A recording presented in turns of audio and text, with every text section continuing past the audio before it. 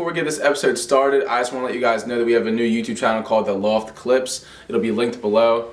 Basically, in case you missed any episodes, in case you missed anything at all, we want to try to clip them and make as many clips as possible from each episode so you can at least take something from it if you're not able to watch the entire thing. Subscribe to the new channel too so you don't miss anything. But today's episode is my buddy Jed Wright, aka Kid Travis. Probably one of my favorite episodes so far. I say that about every single one, but this one means a lot to me because he's somebody who helped me starting off into music and really got me going and really inspires me every single day. I hope he can inspire you guys as well. If you're a creator, up-and-coming artist, whatever, I think you guys can take a lot from this.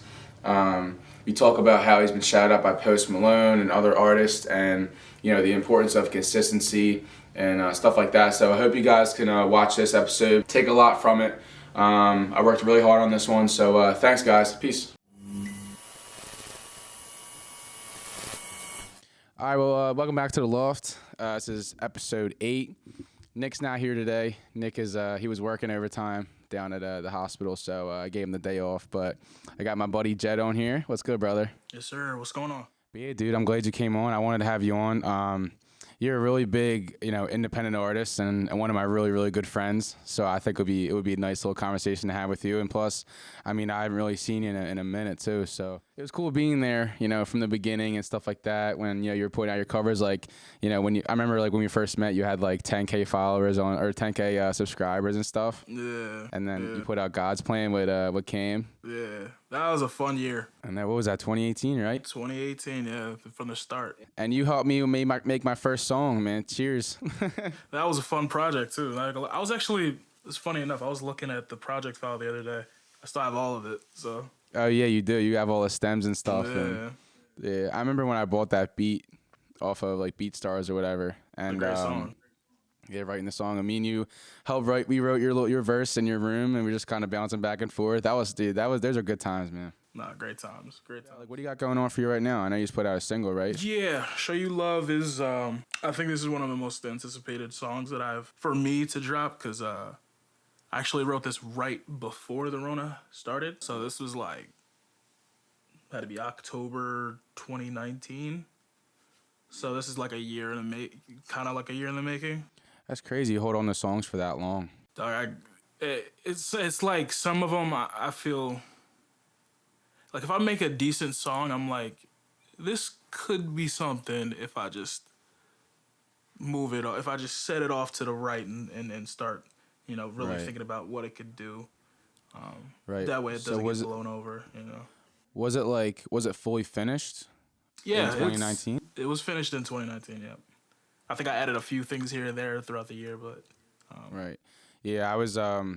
I have 2 songs I'm putting out soon. I have a song coming out in 2 weeks that I wrote for my sister and stuff like that, and I'm having her on next week. But, yeah, and I wrote that back in November. You just, because you want it to be, the right time, I feel like. You know what I mean?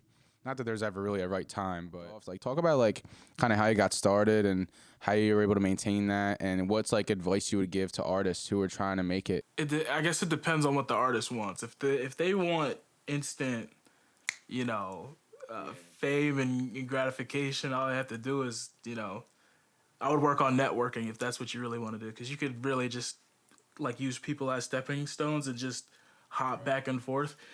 But for me personally, I never really had an extreme amount of wealth growing up, so I want to retain as much as I possibly can. That way, I could create a cycle where I could just keep funding myself over time. The number one thing I think that has helped me throughout everything is number one, being curious.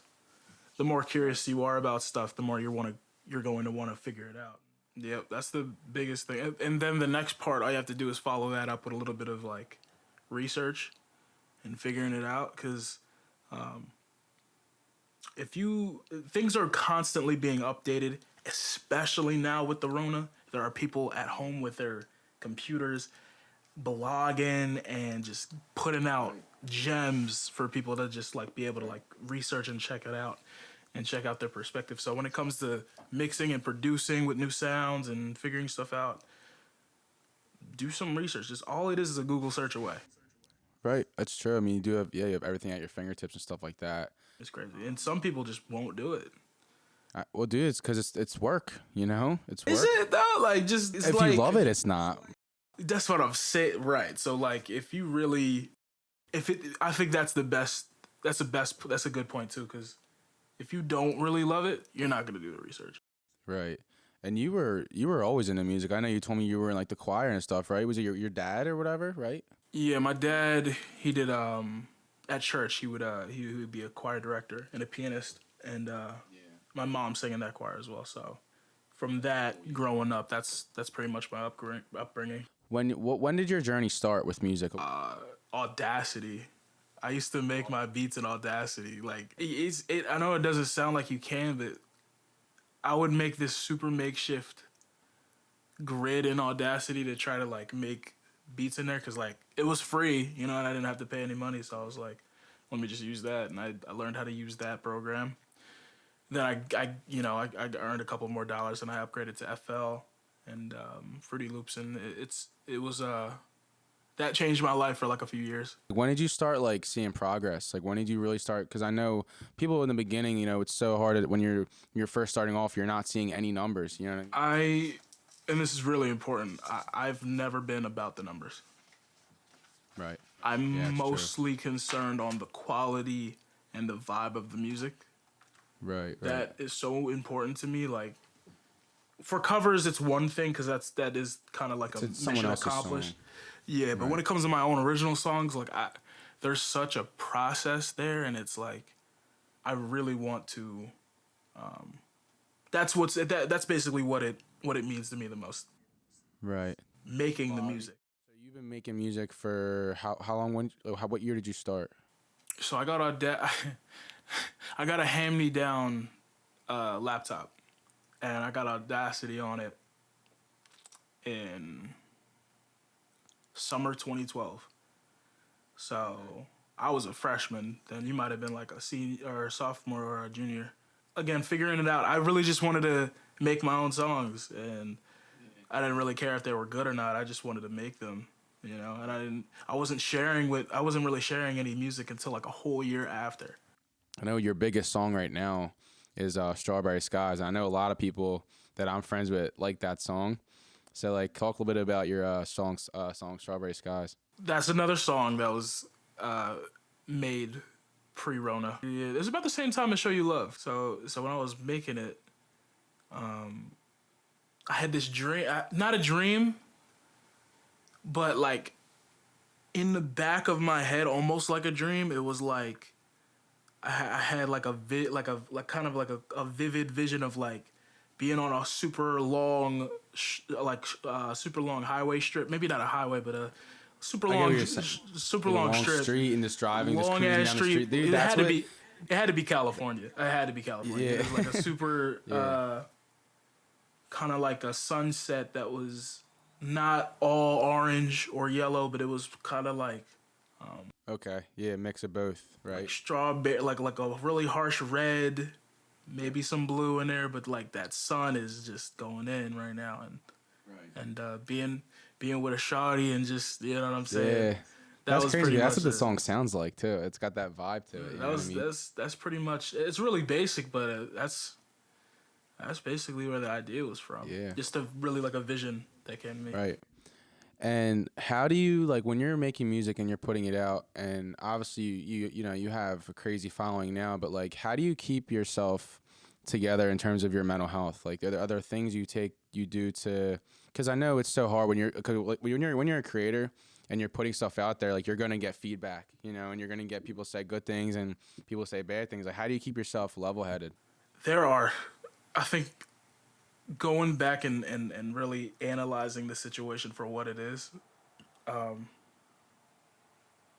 or what it could be, any kind of interactions with people, especially with social media, analyzing it for what it is, I feel like helps. Like if there's something completely out of your control, there's nothing you can do about it, you know. That's true. You know, at all. That's true. And just making peace with that fact really helps. I've been in a bunch of messed up situations with Instagram and YouTube from here and there, back and forth. It's like With other people or just like the app sometimes itself? other people. I know one one channel tried to. I think it was a Brazilian channel. They tried to send their goons in the comment section because I think I submitted their video for a copyright takedown because they actually stole my audio without but then they sent their goons after, and it was a whole big ordeal. This is 2 years ago, but back on what you were saying about mental health. I think it's important for what we do to take breaks. Yeah, because I remember you talked about being burnt out all the time. Dog, it was bad back then. Because again, I was trying to control something that I didn't really have control of. Right. And that's, you know. I mean, because I remember, like, dude, when you put out, because before, like, you were doing pretty well, and then you put out God's Plan, and then you put out Sad. You know what I'm talking about? Like, those covers, like, you got big so fast and grew so fast. You know what I mean? So I can only imagine. Yeah, they were, that, I would say that was the big peak when it came to the cover game. Now what's cool now is with Spotify, my originals are now taking over. That's good. Which is like it takes a little time, especially being independent, but they're like low key now taking over in terms of you go to my top 10 and you might see Sad. And you might see Lucid Dreams. Sad's number. I actually just checked the other day. Sad's number 2, and then I think Strawberry's one. Strawberry's one. Yeah. That's Strawberry's one. That's crazy in and of itself. Isn't that sick though, dude? That's incredible, man. I'm so proud of you, like as like your friend, like just to see that like success come, because dude, you're like one of the most hardworking people that I know. Because you guys work your ass off, and you guys like. And you guys do very well too, like, you know what I mean, like your numbers do well, so I'm constantly looking at you guys and I'm like, yo, how can I get to that level? And because, like, you know what I mean, it makes me personally never satisfied with anything that I'm doing, you know what I mean? So it's nice to have like friends like you guys who work super hard, and I can look and be inspired by you guys, you know? Yeah, that reminds me of a quote I heard the other day. I think I heard this rich guy talking about how show me your friends and I'll show you your future. Every time I do a cover, because this year I've really been taking the time to like learn how to mix and stuff. Yeah. So every time I do a cover, I make it my goal to retrain my brain and trying to make sure I know how I'm doing these vocals and how I'm mixing them. Yeah, man, I've been learning a lot this year. Yeah, especially you don't really have a choice, you know. You gotta sit in your house and you know, quarantine. Make something of it. Yeah. But the good thing is, eventually, it's going to pay off in the future. Like, if we ever were to establish a studio, we would know. We have the gear for it. I have the gear for it. Shad, Lud, they all have the gear for it. We can make a couple studios with the equipment that we've accrued over the last... it's been like 7 years since we started this thing. That's crazy. I mean, yeah, and... in terms of like the COVID and the quarantine, like it allowed me to reflect too, and it made me realize, what I want to do most is like help people. And I you know, I've never been a 9-to-5 person like ever. And now it kind of taught me, and like this is like a way that I'm able to adapt. You know, while I'm also trying to work on music and stuff like that, I'm able to do a podcast, have people on. It's a good creative challenge, and a lot of good can come out of it. You know what I mean? I know this happened a minute ago, but you got shouted out by Post Malone on a podcast. I'll put the clip in right now so you can look. And I like watching covers a lot. Oh, you do? I love watching covers because people are so much like better than me, and I'm like, wow, I love what you did. Right. That's really cool.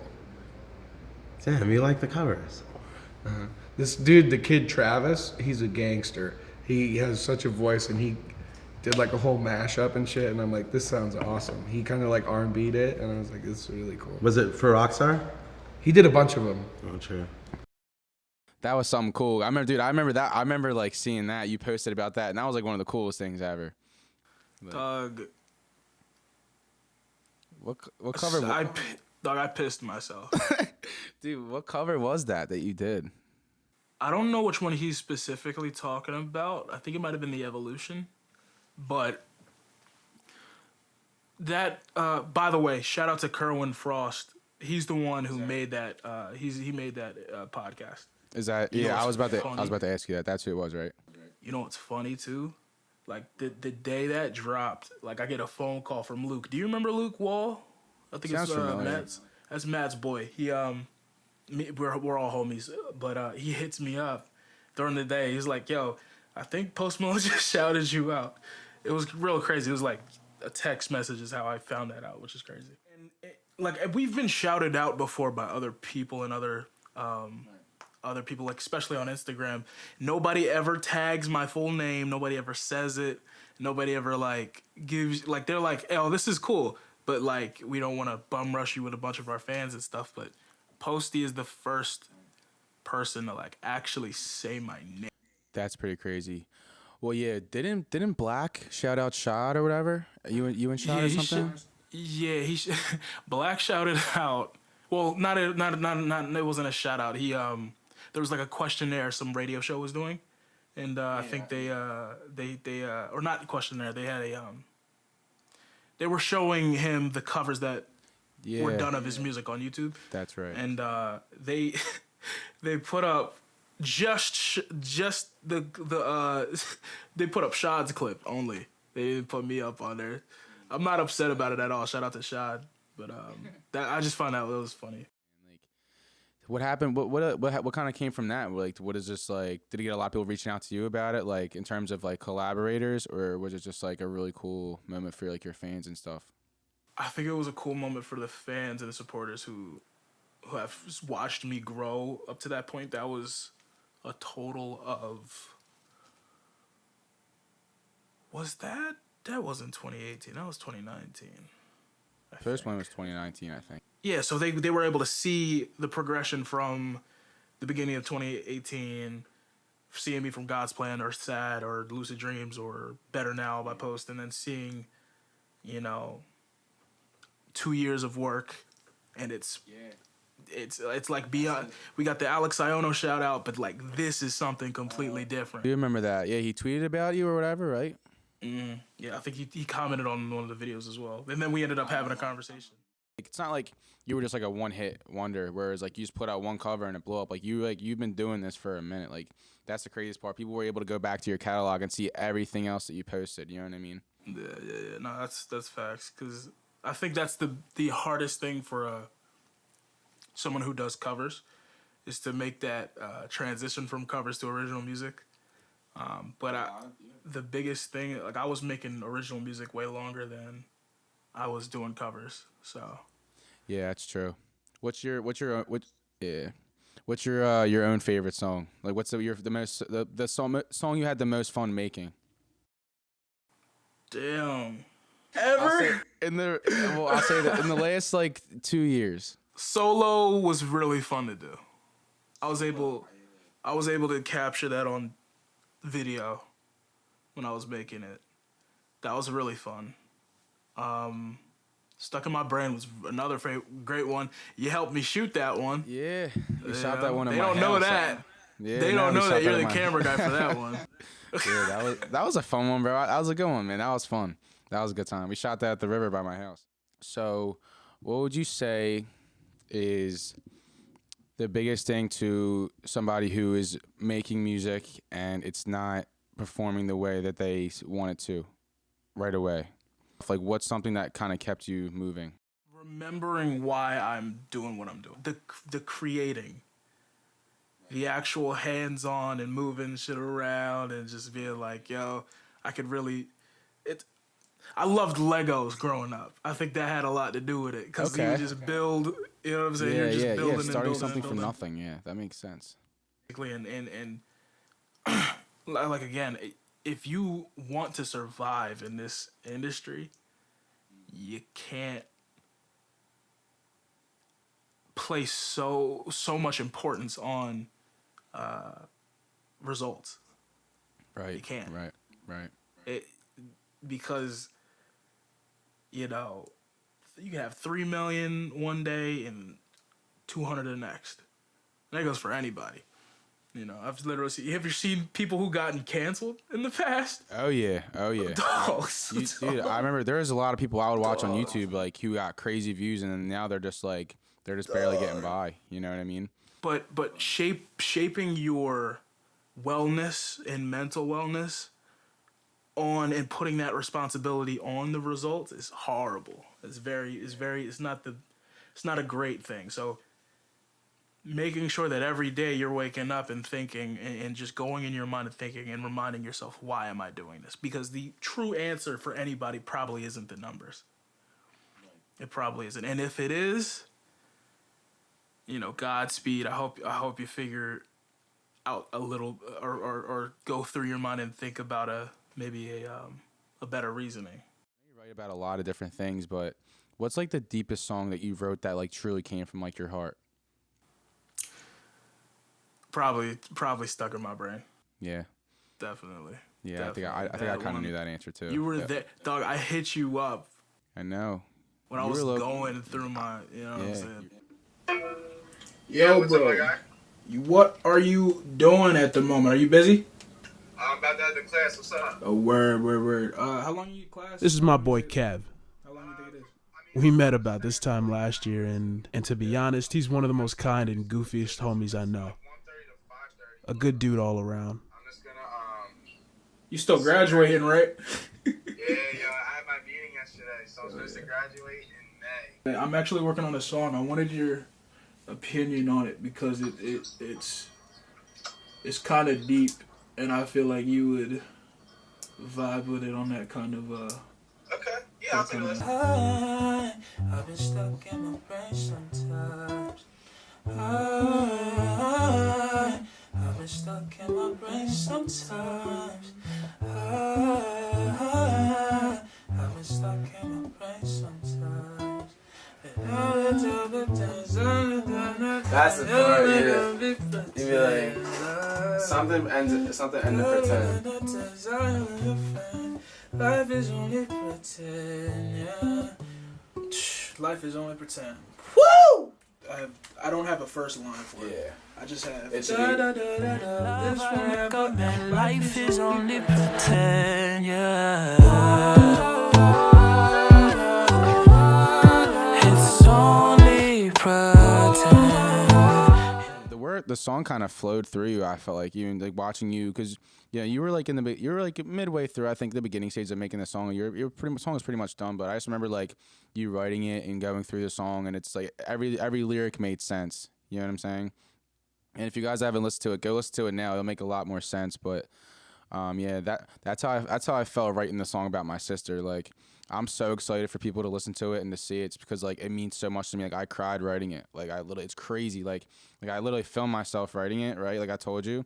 And dude, I just remember like writing the lyrics down of just like certain things about my sister, like how she feels, what she goes through, because it's all about, being free mentally. You know what I mean? It's all about being free. You're not happy until you're free. It's not about what you want, but what you need. You know what I'm saying? So like, I remember writing these lyrics down, and I was just like, whew, I would like stop myself because I got emotional writing it. And that's like the beauty of music, and that's like, that's one of the most rewarding things in the world. You know what I mean? Yep. Being able to like evoke emotion.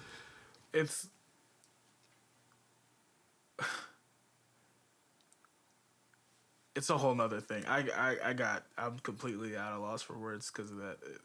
You can't. It's a whole nother. It's another language. That's what makes it all worth it. You know what I mean? Like just being able to evoke emotions and stuff like that. So what's your advice when you go through, you're making a bunch of songs? Like, do you plan on making an album, or you just make singles and just kind of maybe try to mesh it together? I think the cool thing about that is Spotify, like I base my whole entire release schedule based on what Spotify does, and they reward people. They seem to reward people by how often they upload. So run the single game. If you could get 2 out a month, 1 or 2 out a month, do it. If you have the content, put it out. You could always go back and reach it. You know what's crazy? At this point, I know that some of my fan base hasn't heard every single one of my songs. So if I took 2 songs from every project I ever done, put that on as a new album, Really, re-release it. That's nobody would notice. Right. That's true. Nobody would notice. It would just be like a greatest hits thing. That's low key. Yeah, that's true. And then you have the OGs who are like, oh shit, I remember you put that out. Now the world's saying it. Because I saw you just put out the music video for What Do You Want? And that was that was T3I footage. Jesus. That's when I stuff. first met you, bro. When you first put that out, I was like, I mean, it's 3 years ago. Old footage, man. But yeah, I think I did that.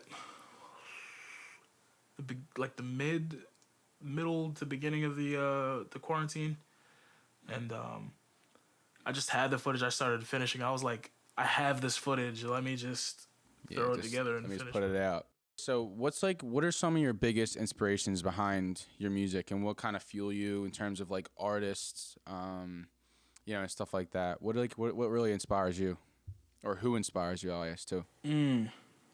I think one that's... I know Bellion's one. Yeah, and I was just about to say Bellion's John probably... Bellion. You put me on to John Bellion. I talked about him last episode about the song Stupid Deep. Stupid Deep, yeah. No, that's it. Yeah, no, his... I think in terms of being an artist and really doing everything yourself, there's nobody... And I don't want to say nobody, because there's probably somebody out there killing it too, but...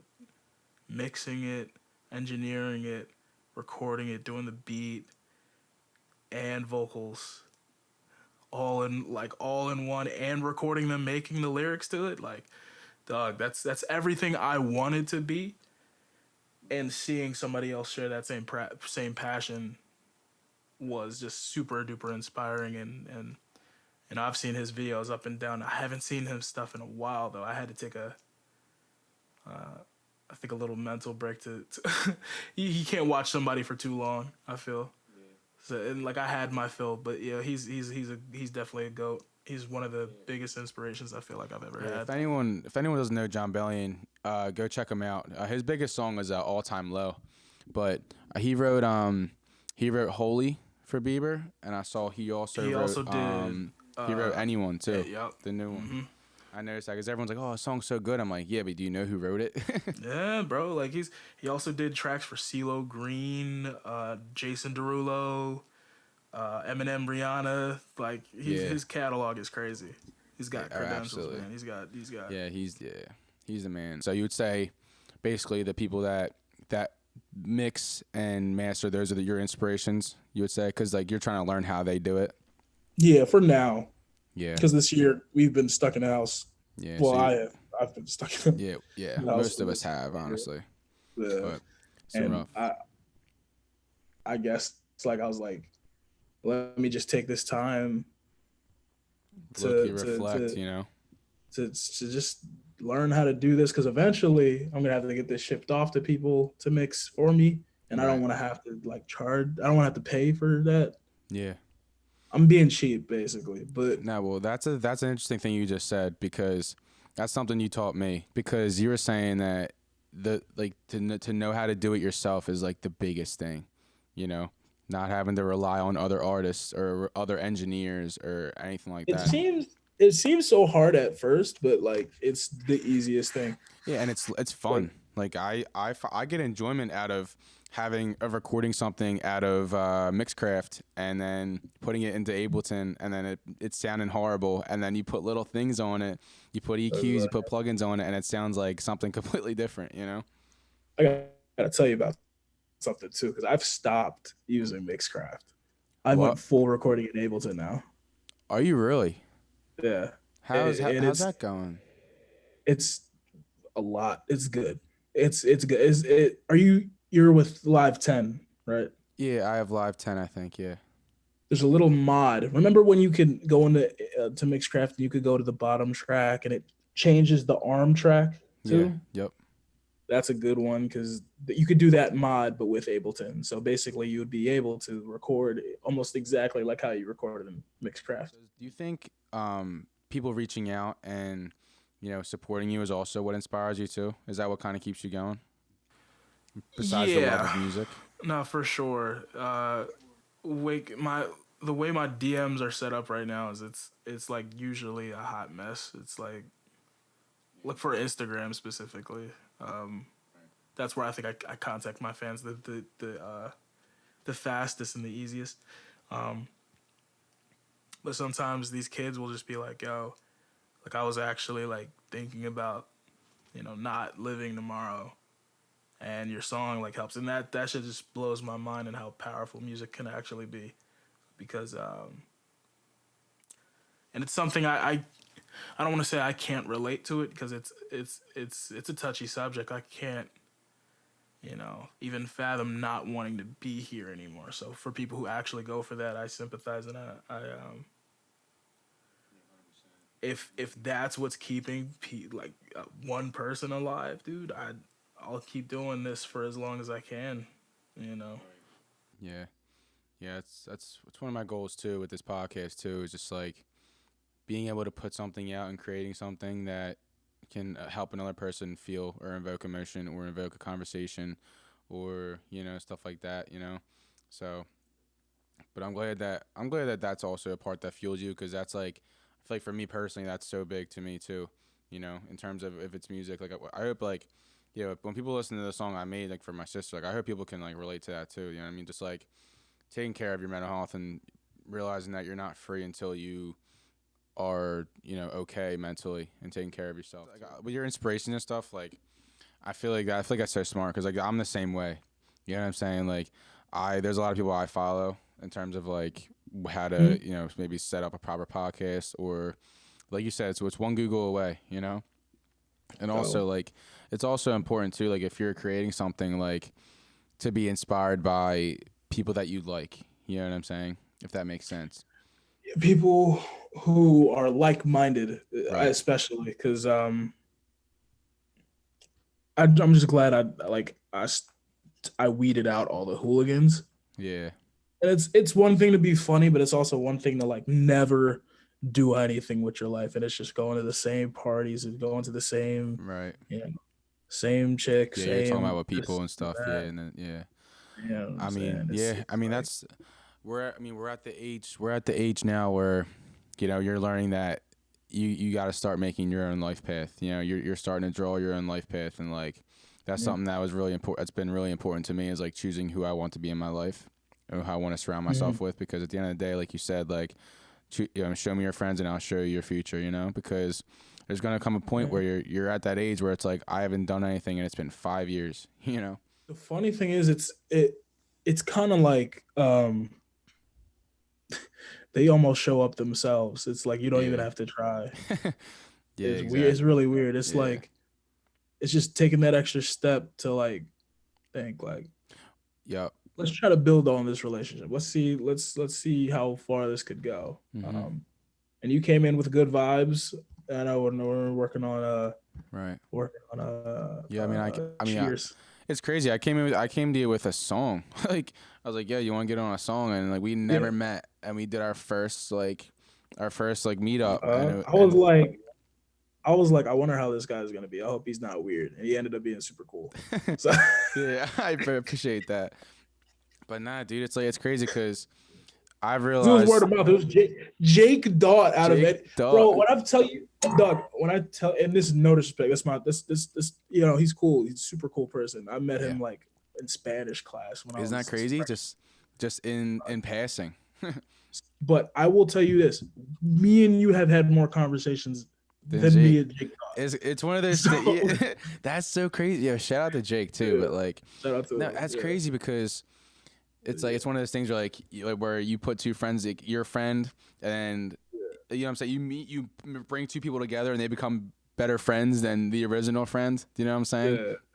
But but dude, you brought up an interesting thing, like having people come into your life, because they're just gonna show up, and it's your job to weave them out, and it's your job to, whether you want to have them in your life or not, just water the relationship. That's it. Just right. Check in. I know I haven't been a good. I don't think I've been too good this year because I haven't either. Corona. Like I don't. It sucks because I don't want to like open the gate to miss my homies because then I'm gonna feel like leaving and doing stupid stuff. What do you mean? Like if I go out and if you pull up on me right now, I'm gonna be like, damn, I really want to chill right now. Yeah, that makes sense. I That know makes that sense. I can't. It's like a temptation. Like Yeah, well, because of can't. COVID, it's rough, and that's what makes So it rough. difficult. But I mean, it's hard. Yeah, but I mean, maintaining relationships right now is really difficult. With like your friends is like not being able to see them as much, and also weaving people out that aren't supposed to be in your life. Because dude, that stuff's draining. Like that, having people in your life that are not good for you is very draining. So, where can they find you, buddy? Where they can What are find your me? socials? Yeah, what are your socials at, man? My socials, anywhere you want to go, any platform you go to, just at Kid Travis, and you'll find me. Boom. Awesome, bro. Dude, thank you so much for coming on, bro. I just wanted to have a nice little conversation talking about, helping artists and stuff like that, and just helping people who want to create and understanding that, if you work hard at it every day and you're consistent and you love it, things are gonna work out for you. You know what I mean? Oh, for sure. But for sure. But yeah, this is the Loft episode 8. I'm Kevin Nichols. That's my guy, Kid Travis. Bro, once again, thank you so much, bro. It means a lot. Hopefully we can hang out soon once quarantine's over and stuff, and maybe we can start collaborating too again. Make another cheers. Absolutely. Make that Wawa trip. Yeah, real shit. I haven't made a Wawa trip with nobody all year, dog. It's like crazy. I low key feel honored. That Buffalo Chicken Mac. There we go. For real. But dude, thank you so much for coming on, bro. Yes, sir. All right, this is Loft episode 8. Once again, I'm Kevin Nichols. That's Kid Travis, and peace, guys.